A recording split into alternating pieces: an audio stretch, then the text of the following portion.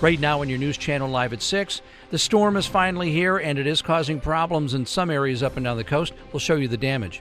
Angry teachers and parents packed last night's school board meeting. Find out why they're so upset and more on today's vote. And a Central Coast band director is headed to the Macy's Thanksgiving Day Parade in New York City. Your news channel live at 6 starts right now. Live up and down the coast, from the beaches to the valleys, your news channel starts right now. Good evening. Thanks for joining us. I'm Beth Farnsworth. And I'm CJ Ward. We begin at 6 o'clock with live team coverage of the storm up and down the coast. Chief forecaster Annika Abbott will join us in just a few minutes with her 7-day forecast. News Channel reporter John Palmentary is in Santa Barbara tracking the storm for us. And Patricia Martellotti is in Montecito. But first, Christina Rodriguez is live in Orchid, where the wind caused problems this afternoon. Christina? Yes, that's right. Thankfully, power is now back on in the Orchid area. But as you can see behind me, I'm currently at a local backyard here on Amethyst Road. Earlier today, winds caused a power line to fall on a tree, starting a small fire. This fire has been put out. It damaged fences in 2 homes, but the homes themselves were not damaged, and thankfully no one was hurt. Santa Barbara County Fire says police should stay away from the area. People should stay away from the areas of down power lines until further notice from PG&E. We just want to re-emphasize to the public that you stay away from those power lines, get back, call 911, keep everyone away from it. The fire captain says due to the strong winds, they did receive 6 other calls regarding power lines in the area. The wind was so strong, we're told it even lifted a trampoline off the ground, which then hit another power line in the area. PG&E did respond to the incident, and their spokesperson Karina Corral says 235 people were impacted from power lines today. Live in Orchid, I'm News Channel reporter Christina Rodriguez. Back to you. All right, Christina, thank you for that report. We want to switch things over to our chief forecaster, Annika Abbott. And some people were talking about microburst. Could that have been what happened in Orchid? I talked with the National Weather Service and they confirmed it was not a microburst. They said just really windy conditions, and particularly coming from the southeast, and they were prefrontal, so on that stronger side here. So we were seeing around noon, close to the time of these incidents, just in those 20 to 25 mile per hour range for sustained wind, getting stronger after that. 12:10, 28 miles per hour, but a gust up to 37. And by 12:20, where a lot of issues were reported, we were seeing gusts up to 48 miles per hour with sustained wind at 36 miles per hour. And there were other times that were fairly gusty across the region as well. Fortunately, wind has calmed down a little bit in the area of Santa Maria and Orchid. As you can tell, though, there are still some pretty strong points. We're also starting to see fewer and fewer rain showers at this hour, as you can tell on our live storm tracker radar.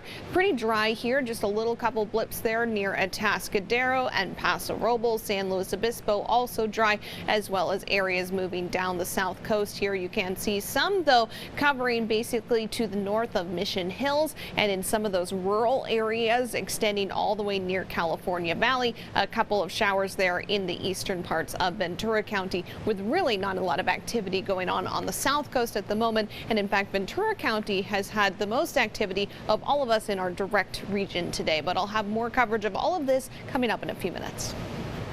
All right, thank you, Annika. And more storm coverage now, this time from southern Santa Barbara County. And News Channel reporter John Palmentary was up dark and early again, we're assuming, spending the day out checking roads and beaches. And John, there are areas of concern. Yeah, we've certainly seen what this storm is all about so far, with a weather pattern that doesn't have that much rain as we've seen. It did have embedded strength that made life miserable for some people, primarily because of the wind. The first wave of weather from the first fall storm of the year had quite a blast around midday when winds jolted this boat from its anchorage east of Stearns Wharf.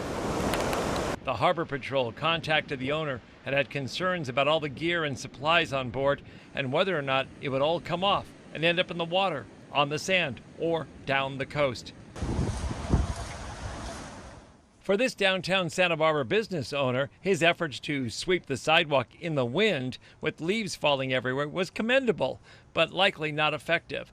And downtown workers went block by block to pick up branches and debris that filled State Street. A server told us he was 2 hours into his shift without a customer at a restaurant in the Promenade and was surprised by the weather. I left the gym. It was sunny before I went in, and I left, and it hit me. I was like, "Whoa! Like it's raining." Yeah. I mean, I'm getting cut early because it's not busy enough, so I'm not going to make any money today. For some visitors coming up from Orange County, they too expected sunshine, but got a weather preview along the way. The rain was kind of like just dancing on the windows of the train there, but we knew it was going to happen. It was raining down in Orange County and in LA, and it was really nice though. And then I had a weather mystery in the 500 block. I'm on State Street and I found this cushion on the ground about the mid-block area. And I looked all around at the businesses and it doesn't match anything around here. So now I'm on the hunt to find out who owns this cushion. After checking around, I looked up and realized it likely came from above where the patio furniture was on a balcony. On Highway 101 at Olive Mill, this southbound traffic was mashed up by this crash that bent the wheel of an SUV when it went out of control. The backup was significant for emergency crews to get through and tow it out. It took over an hour. The backup then jammed all the side roads, including this section along the bird refuge on Cabrillo Boulevard. For one driver, she said her freeway commute from Carpinteria is a pain in the rain. Actually, one of the exits where they're trying to rebuild enters onto the freeway so quickly that it kind of terrifies me, so that I actually skip that exit.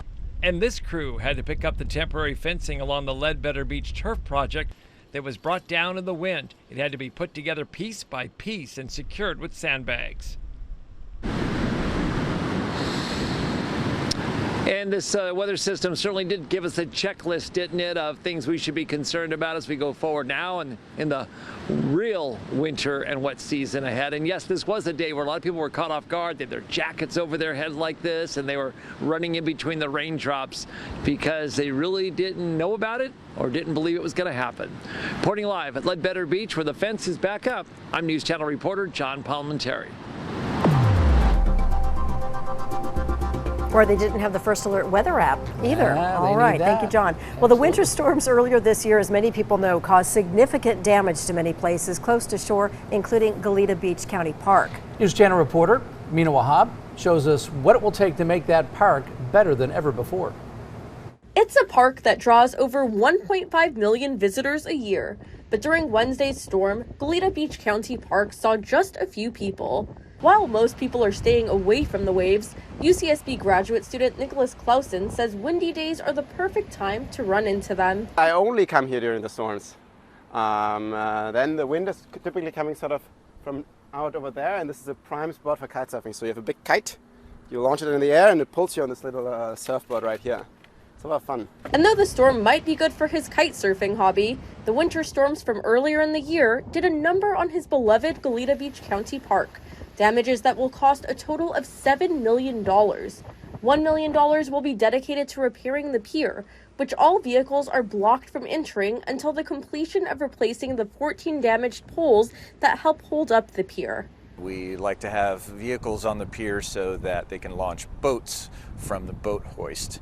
And we have a lot of fishermen and a lot of other recreational boat users that like to use this pier for different activities. The other $6 million will go primarily to repairing the parking lots. We have 7 large parking lots at Goleta Beach. Some of them were a bit undermined by some waves, so that they take some structural repairs, but we also had a lot of sediment deposition trucks, very, very heavy tonnage trucks that were coming through here for 5 months straight, and they just caused damage to the 4-inch thick asphalt parking areas. An irrigation system will also be put in place to keep the main lawn green. Workers say repairs won't be able to start until next year, following the anticipated El Nino storm season. In Goleta, I'm News Channel reporter Mina Wahab. And the city of Goleta has set up storm shelters for the unhoused for tonight. Warming centers will be available from now until 6 o'clock over in the morning tomorrow in Santa Barbara at Trinity Episcopal Church on State Street and in Carpinteria at the Veterans Memorial Building. For more information, you can call the Warming Center hotline that is right there at the bottom of your screen. It's 805-324-8255. 2372. And here at home, first salary negotiations happening today at the Santa Barbara Unified School District. Tensions ran high last night at the school board meeting. Newshawk reports local teachers are demanding to be heard, claiming the district underpaid them by $6.7 million last year. The district is required by law to allocate 55% of the total budget to teachers' salaries. However, teachers claim district officials sought a waiver for underpayment rather than increase salaries to acceptable amounts. This has led to high teacher turnover and anger from both teachers and parents. After 32 years at Santa Barbara Junior High, I feel compelled to speak as I witness the steady decline of our district under the current superintendent and board's reign of error. And sadly, I have come to realize that no one sitting in front of me truly cares about the people who stand behind me. And that's Leo Borden, a beloved teacher at Santa Barbara Junior High. He was among more than 600 district teachers at last night's heated board meeting. Still ahead, live at 6, fire crews in Montecito are helping residents prepare for the storm. That story coming up. We have still some showers tomorrow, but more on Friday and Saturday too, and wind in the picture as well. I'll have all the details coming up next. Plus, we'll hear from a Central Coast teacher representing Santa Maria at the Macy's Thanksgiving Day Parade after the break.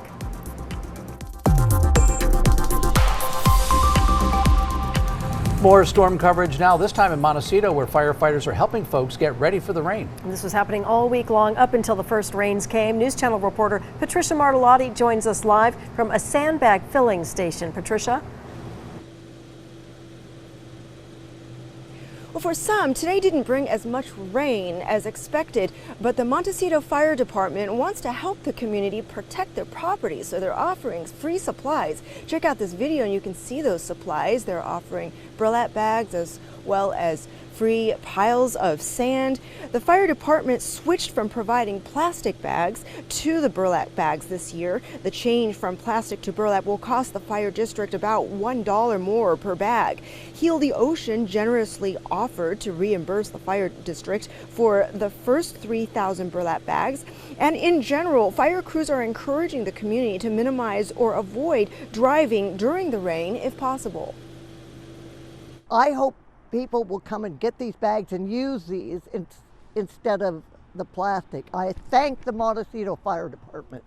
It's just rather have some and not need it than need it and not have any. So we're here today picking up bags.